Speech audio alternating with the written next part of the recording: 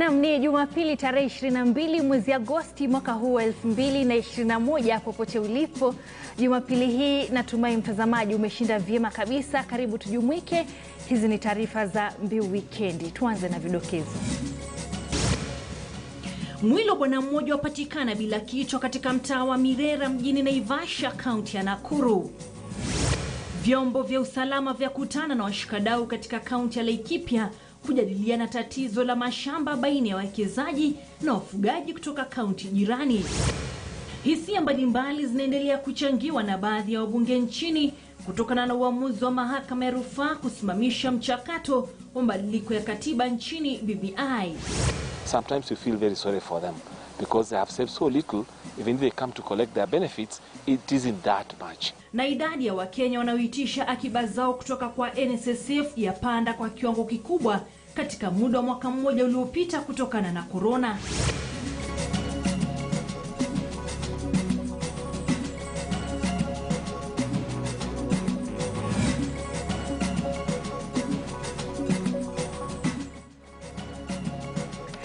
Dakta mtazamaji, mimi ni Cecilia wa Kesho Mathuva. Karibu kwa taarifa kamili. Tunaanza huko Nakuru ambapo wenyeji wa mitaa ya Mirera mjini Naivasha, kaunti ya Nakuru, wameamkia mshangao wa mwili wa bwana mmoja kutupwa mtaani. Wasiwasi umetanda baada ya mwili huo kukosa kichwa, ikiaminika kuwa waliotekeleza mauaji hayo waliondoka na kichwa cha bwana huyo aliyejulikana kwa jina la John Karanja. Itakumbukwa miezi kadhaa iliyopita mwanamke mmoja aliuawa mtaani humo huku miguu yake ikikosa kupatikana, wenyeji wakishuku mauaji ya kustajabisha. Hadi sasa haijabainika dhamira ya mauaji hayo. Mwakilishi wadi wa eneo la Hell's Gate Virginia Maitha amewataka wenyeji kushirikiana na maafisa wa polisi iwapo wana taarifa kuhusiana na mauaji hayo. Na mtu hivi kwamba ati angeishi katika hali ya uoga. Yeye kazi yake ilikuwa ni kwa mjengo Kashu Libera, na hata by yesterday ndio ilikuwa payday. So amekuwa akifanya kazi kwa mjengo kama mtu wa mkono. Sijawahi sikia mahali popote ambapo ya kwamba anahofia maisha yake ama kuna watu ambao wanamtisha. Yeye hana mambo na mtu, hana chuki na mtu. Ni mtu hujifanyia kazi zake. Kama hayuko kwa mjengo hushona viatu. Yeye hulima, husaidia mama nyumbani. So mi sijawahi sikia mahali popote ambapo wanavutana na mtu. Natumai ya kwamba haki itatendeka. Serikali watafuatilia sababu leo itakuwa ni ndugu yangu, kesho hatujui ni nani. Asubuhi area tunaita Leli, kumepatikana mwili wa kijana ameuawa. Kijana wa kitu 30 years ameuawa kwa kukatwa shingo, na wenye walimuua wameenda na kichwa. Ni jambo limekuwa la kusangaza sana kwa vile hakujatokea kesi kama hiyo katika hii area. Hii ni jambo ya pili kufanyika. Kuna wakati mama aliuawa saidi ya Karagita na mguu ikakosekana kabisa. Patikana ameuawa ni about 100 meters kutoka kwa nyumbani. Hii area kisecurity wise ni karibu na reli. Na kawaida mnajua reli hakuna biashara inafanyika kwa reli. Lakini hakika kuna watu huwa wanakaa kwa reli wakifanya biashara zenye si sawa. Nikisema si sawa nasema na hofia ni bangi huwa zinafutwa hii area. Hata wakati mwingine huwa anajiuliza kwani nchi yetu bangi zimekuwa legalized ama iko namna gani? Kwa sababu each and every area ukienda huwezi koza bangi zinafutwa, na siamini mtu anaweza kanisani akuje auwe mtu kama huyu. Huyu mtu ameuawa na watu wenye wako na nia mbaya. Hali ya wasiwasi inashuhudiwa katika eneo la Mlolongo athiriva kaunti ya Machakos kuhusiana na kipande cha ardhi kinachodaiwa na jamii ya Wamasai sehemu hiyo. Jamii hiyo sasa inalalamikia jaribio la watu wasiotambulika kuinyakua ardhi yao. Wakazi katika kipande hicho cha ardhi sasa wanaishi wakiwa na hofu kutokana na vitisho kutoka kwa watu wasiojulikana, wakiwaonya kuyahama makazi yao katika kipande cha ekari 30 za ardhi. Wakizungumza kwenye maandamano hayo, kiongozi wa jamii ya Wamasai sehemu hiyo, Benjamin Kayanka, amedai matatizo yao yalianza mwaka jana baada ya mtu kudai umiliki wa ardhi hiyo. Sasa wenyeji wanaitaka serikali kusaidia kutekeleza agizo la mahakama lililoamrisha kusalia hali ilivyo kwa sasa hadi kesi iishe. I'm here permanently, this is my land. Nimezaliwa hapa, I'm not here temporarily. Wanakuja hapa kila siku, wanatuambia tuondoke. Tuondoke tuende wapi? Why are you moving to? Tunaenda wapi? This is our land. We are not squatters. Sisi ni wananchi wa Kenya na hapa ni Kenya. Na hapa tumezaliwa na hapa ndio tunaishi, tumesomea. Sasa ni wapi tena wanatuambia tuondoke twende? Wamekuja hapa wameanza malicious damage. Hii kayafa tumepanda hapa wakakuja kungoa na hiyo ni mali yetu. That is part of deforestation. Wamekuja kukatia miti zetu wakisema kiwanja ni yao. Na hapo ni kwetu. Ile kitu tunaomba serikali iingililie kati. Tunasumbuliwa na tuko na watoto hapa zaidi ya 200 na wanateseka hapa. Askari wamekuwa kilikuja hapa kwa bomba wakipiga marisasi, unapata mtoto usiku hata halali. Hiyo mlio ya hiyo risasi. Na wamekuwa wakitumika sana kwa Mlolongo, Adhirifa, hao ndio sana tu wamekuwa wakitusumbua hapa. Sub-County Security Committee has been emphasizing on what we call enforcement of court orders. What you may say is that sometimes it will take time for the OCS or even OCPD to enforce a court order because, one, the DCIO has to help the committee to verify the authenticity of those court orders. Sometimes you may want to do things in a hurry, but the OCS or the OCPD will not deploy officers to enforce a court order that has not been verified. Na kwingineko ni kwamba wenyeji wa mtaa wa MUKURU kwa Ruben wanaendelea kuomboleza kifo cha Beatrice Mudhola, mwanzilishi wa wakfu wa taasisi ya mafunzo mtaani humo, ambaye awali alipoteza kipande cha ardhi ambayo alikuwa makazi yake kwa miaka mingi akifanya kazi za jamii. Baada ya maandamano kadhaa kutoka kwa wenyeji kuirudisha ardhi yake iliyotwaliwa na shirika la NMS, licha mbunge wa eneo hilo kujenga shule na hospitali, vilio vyao havikusikizwa. Na tangu mradi huo kuanzwa, mbunge wa eneo hilo aliahidi kulipa fidia kwa hatua hiyo, lakini hakuna chochote alicholipwa mama huyo na kusababisha kuingia kwenye msongo wa mawazo kabla ya kupoteza maisha yake usiku wa kuamkia leo. Mahali mama Beatrice alikuwa anaishi kwa hii muda yote, akiwa na shule hapa, shule ambayo ilikuwa ya kulinda watoto maskini na watoto mayatima. Na kwa wakati huu mikakati ambayo tuko nayo ya mazishi itatengenezewa hapa, kwa sababu hapa ndio mahali sisi tulijua ndio boma ambayo ilikuwa ya Beatrice, na ndio mahali Beatrice alikuwa na shule, na hii shule baadaye ikakuja ikapomolewa, ikawekwa mradi wa NMS na mbunge wa Embakasi.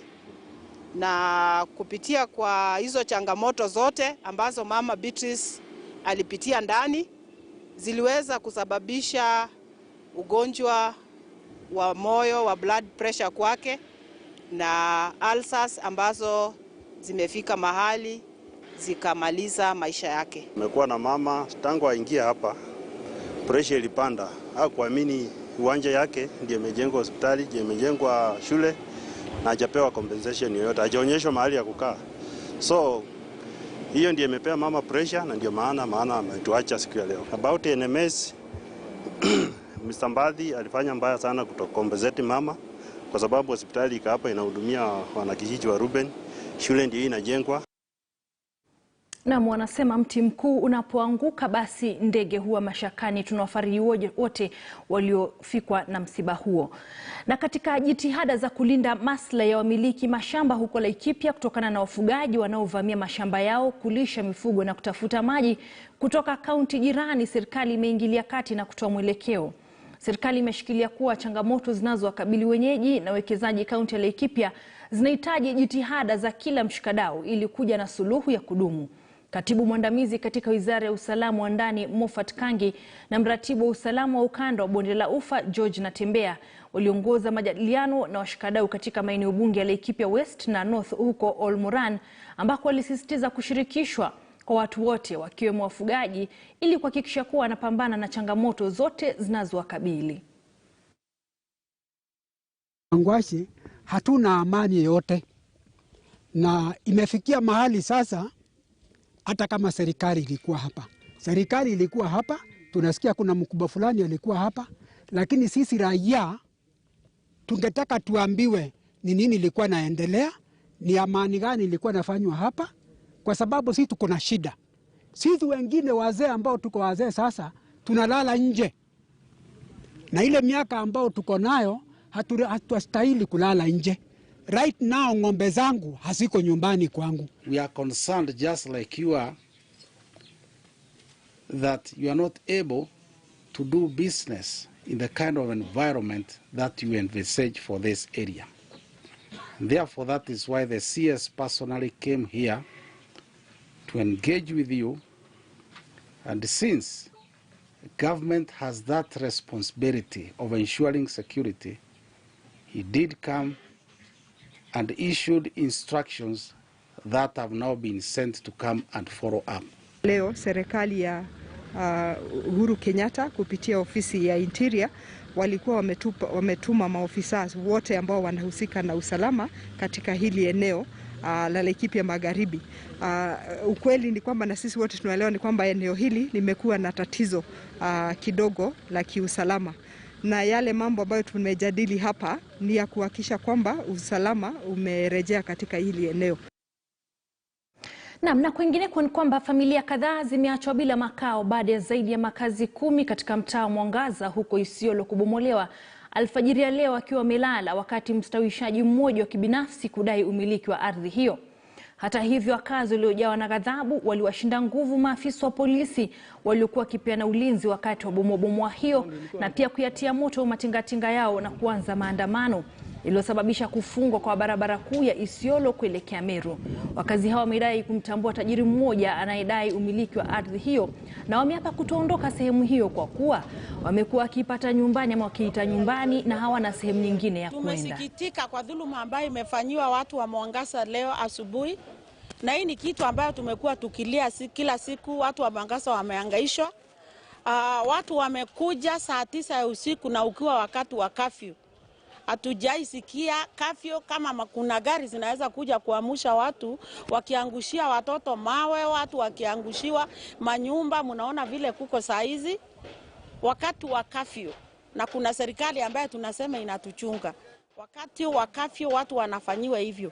Tena Saturday night, Jumapili usiku, hakuna curfew mambo ya kubomoa manyumba, hakuna onda inakuwa affected on a weekend. Na watu hawakuwa wamepewa notice. Ama mlipewa notice? Kuvamia watu wakiwa wamelala usiku pamoja na watoto. Tendo hii alikuwa limeangaliwa vilivyo kama vile inavyostahili, kwa sababu tungedhani ya kwamba kama complainant amepewa court order ya kubomoa manyumba, ingestahili kwanza aite mwenye aende kwa OCS aite mwenye amevamia chamba ya mwingine na amwambie sasa tutakuja kubomoa, toa vitu yako ndani, toa watoto ndani. Hiyo ndio ingekuwa njia mwafaka ya utu ya kufanya tendo kama hili.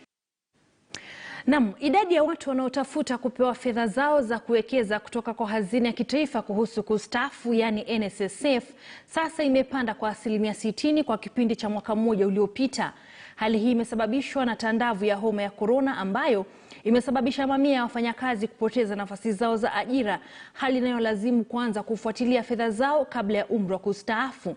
Yanajiri huku ikijitokeza kuwa wanahabari ni miongoni mwa wafanyakazi ambao wangali hawajajisajili na mashirika mbalimbali ya kuwafaidi wanapostaafu.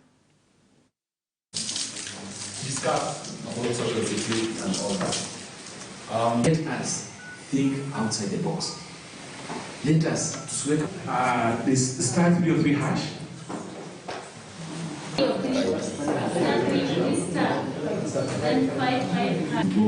Into the future. Key questions for us. The pandemic has affected NSF like any other sector. One, there has been a lot of unemployment. So people have dropped out of employment and therefore their contributions have not been coming in, so people are not saving for their future. Number two is that there has been an upsurge in benefits claim. And when people come to claim their benefits, sometimes we feel very sorry for them because they have saved so little. Even if they come to collect their benefits, it isn't that much. We only look at the salary instead of also looking at the salary together with other benefits. I can tell you when I negotiate collective bargaining agreements with different employers, if you compare what is happening in the media industry, we are offered what we call consolidated pay, where employer lumps together all the benefits into a salary and is not actually spelled out what is basic pay and what are other benefits. So that is the major problem that we have in the media. Journalists and media workers have forgotten themselves. that they are also human beings. They have families and they have a social life, or they have afterlife after the newsroom. So we've seen a crisis where journalists, after losing employment or leaving newsrooms, immediately fall into desperation and abject poverty because of lack of an effective social protection mechanism, either a retirement plan or just a way to take care of themselves afterwards. So it's a crisis that we think that journalists should take up to start contributing and be aware about the terms of the service, so that they can therefore know that they also need, journalists are also human, they need housing, they need health care, they need money to survive, and they need to plan for that. Ujumbe mahususi huo kwamba akiba haiozi. Na kiongozi wa chama cha ANC Mudavadi amewataka kunradhi mtazamaji, wanasiasa kutoka pande zote kuheshimiana na kujaribu kubuni mazingira bora katika jamii, akisisitiza kuwa uongozi sio swala la kusimamiwa na mtu mmoja. Akizungumza baada ya kuhudhuria ibada katika kanisa moja hapa Nairobi, aliongeza kusema kwamba rasilimali zaidi zinafaa zielekezwe kwa tume ya uchaguzi nchini IEBC ili kuimarisha uwezo wao. We are going to this election, wapende, wasipende, Chebukati will be the chairman of IEBC, a preside over election, amalize. Kriegler Commission nasema you cannot change the institution top positions 2 or 3 years to election. You are creating a nerve for chaos. So sisi tutaenda na Chebukati, wale ODM wanasema wataleta mswada kule bungeni, tutaonana mundu kwa mundu. Learn from the court rulings is that when you do not listen to each other, when leaders refuse to listen to each other, when they make themselves a one-man choir, when leaders just decide that it is their choir that will sing and nobody else should be listened to, the consequences are very grave. We have, as Kenyans, spent our energy and our resources for the last 3.5 years talking about this thing, refusing to listen to each other, making it look like it's a one-way street, and now the courts have just put a stop to the entire thing. Some of you who are following this debate, you will recall in Bomas 1, I said that if we are going to engage in a conversation of this nature, unless we are pulling everybody together, we are going to have difficulty, and this document might turn out to be an elite document, a political elite document, and not a document that affects the Mwananchi. Now, when you listen to the rulings, some of the words that are used in Bomas 3 years ago were some of the words that the judges were pronouncing in their judgment. Na wabunge wa mirengo tofauti wanaendelea kuchangia hisia zao kuhusiana na uamuzi wa mahakama ya rufaa kushikilia kidete uamuzi wa mahakama kuu kusimamisha mchakato wa mabadiliko ya katiba kupitia BBI. Mbunge wa Kapseret Oscar Sudi amesema kwamba uamuzi wa majaji kwenye mahakama ya rufaa sasa utafungua ukurasa mpya wa imani katika asasi huru za serikali pasipo maingiliano yoyote ya kisiasa, huku uamuzi huo ukikaribishwa na baadhi ya wabunge.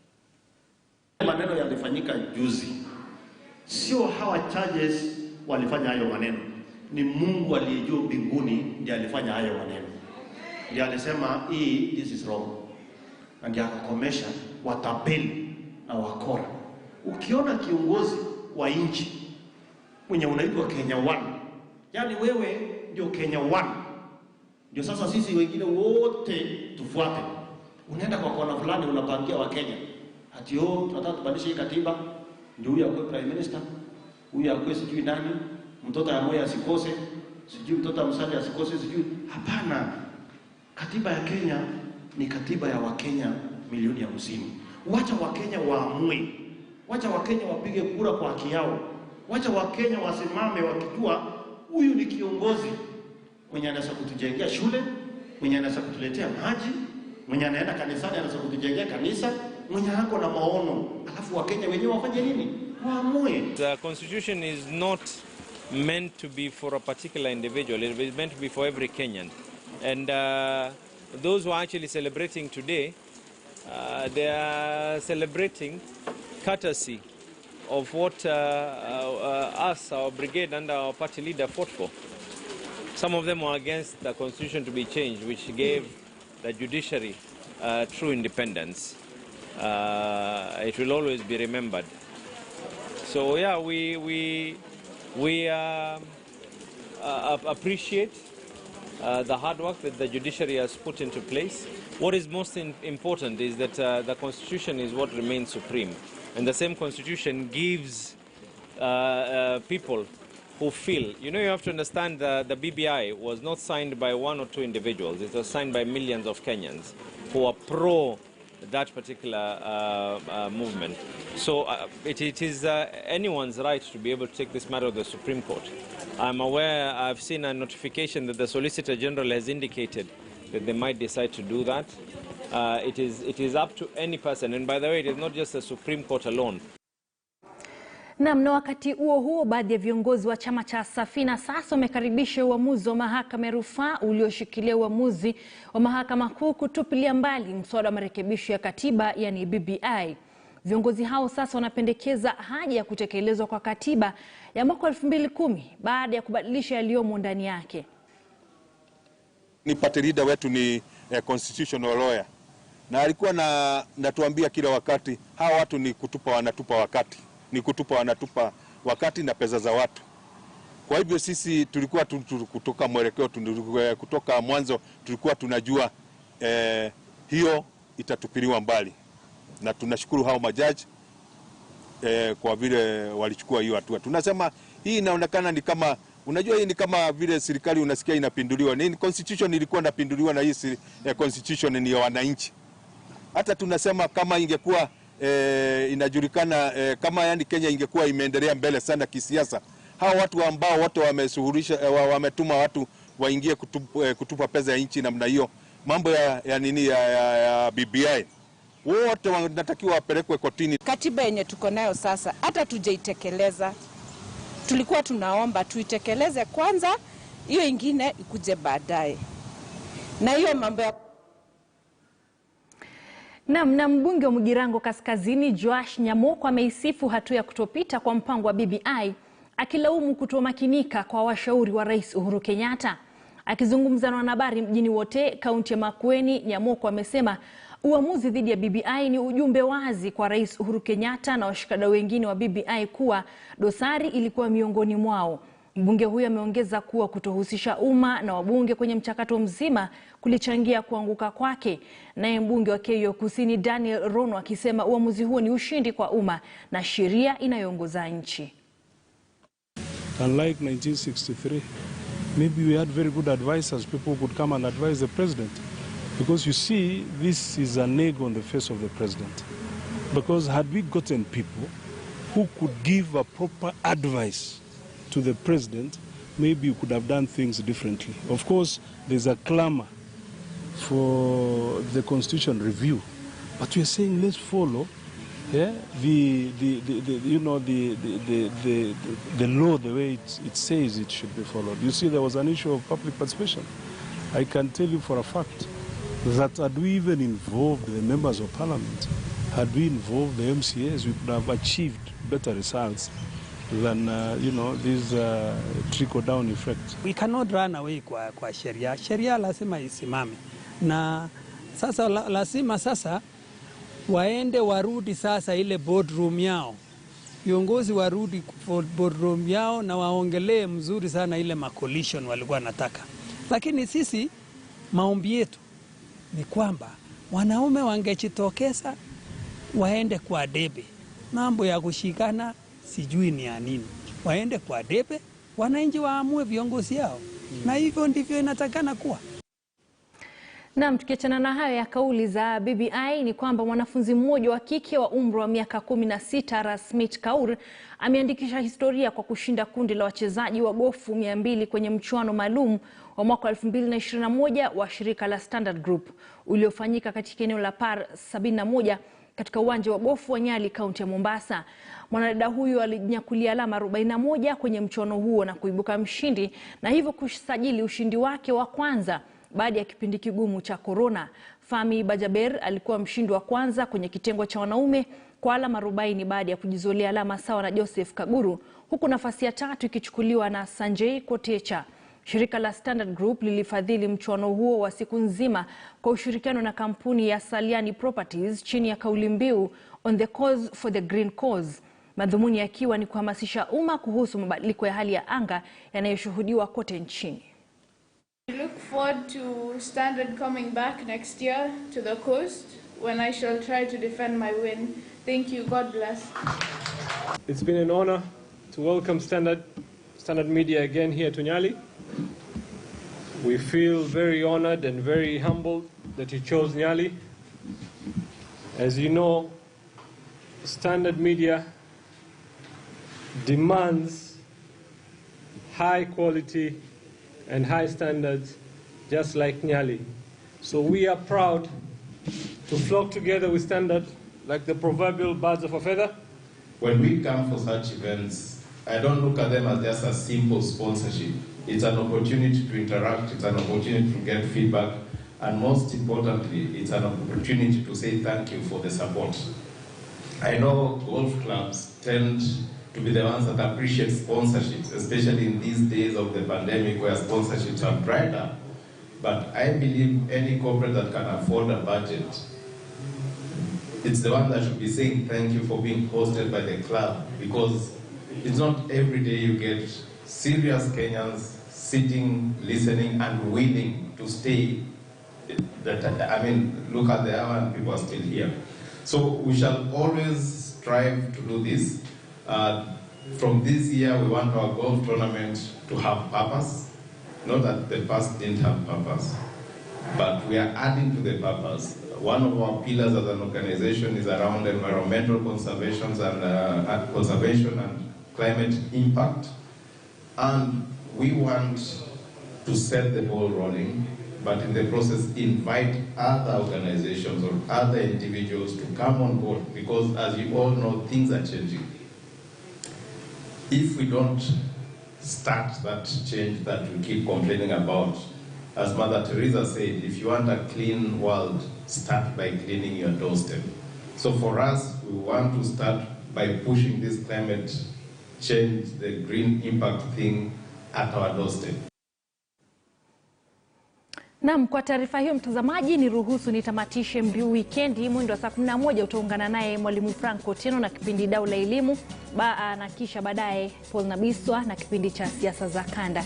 Mimi ni Cecilia Wakesho Mathuva, nitarejea tena mwendo wa saa 1 na mengi zaidi. Kuwa na alasiri njema. Kwaheri.